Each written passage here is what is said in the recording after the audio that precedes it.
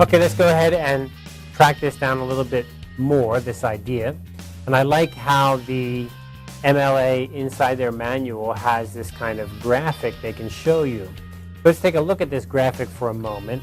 And this is the graphic we looked at the beginning, right? So we've got at the top author, then title. And it shows you very nicely, period here, comma, comma. I really think this is a very useful graphic to give you that rule of thumb how to do things, ending with a period. That's really nice. So what they're saying here is that this bit here, this piece here, this is the author and the title of the source. And then this next bit here, this is the container that it's inside of. So your article may be inside of a journal. But that container could be inside of something else, another container. So for example, you could have an article, your article is inside of a journal, and your journal comes from a publisher.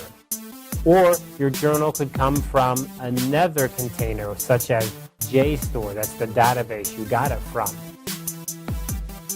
So what MLA is telling us with this kind of graphic is, the more information you can put in for each one of these spaces, the better. The more that you can explain where is this from, the better. Do you need to fill them all out? No. Sometimes you don't have that information, or sometimes you don't. It's not relevant. For example, there could be a journal, and the journal could have a publisher, but the publisher is not inside of a specific database, so there's not a second container. But that's okay. You need to fill out as many as you can. That's the idea. So for example, the Georgia Review is a journal in this example, but it's contained inside of a database called the JSTOR database. So we can add JSTOR.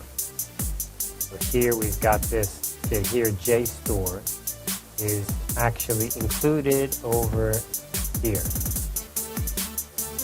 So in this example, Goldman and Questions of Transport, reading the Primo Levi reading Dante, the Georgia Review, Volume 64, Number 1, 2010, pages 69 to 88, inside JSTOR. So right there, this period here is this period here. That is author, source, the container, over.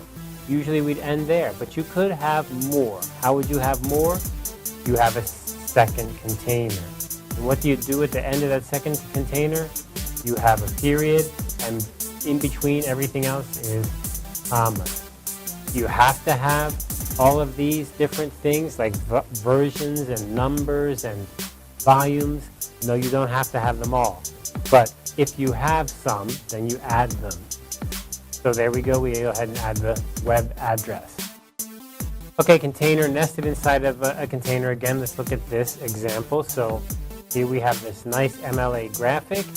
Then we're going to say, Under the Gun, Pretty Little Liars, Season 4, Episode 6, ABC Family, 16th of July, 2013. So this here is another kind of interesting case of we don't have an author. What we do have is the name of a TV show, or actually this is an episode. It's inside a TV show called Pretty Little Liars. It appeared on Season 4, Episode 6, because they have seasons and episodes. The publisher is ABC Family, and this was the date that it aired.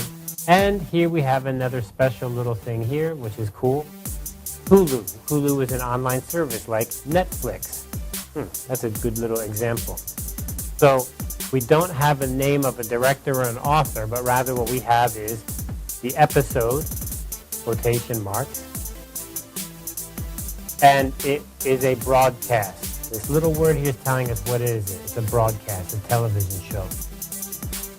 And it was in 2013. This is an episode of Pretty Little Liars, and it was on Netflix. Okay, that's a lot of good information. How do we write it? Here we go.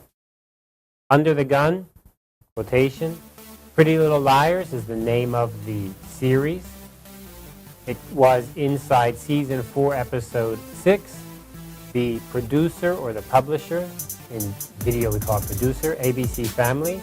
And when did it come out? 2013, but specifically 16th of July. So day, month, year. And then container number 2. Container number 2 is Netflix, and here's the address.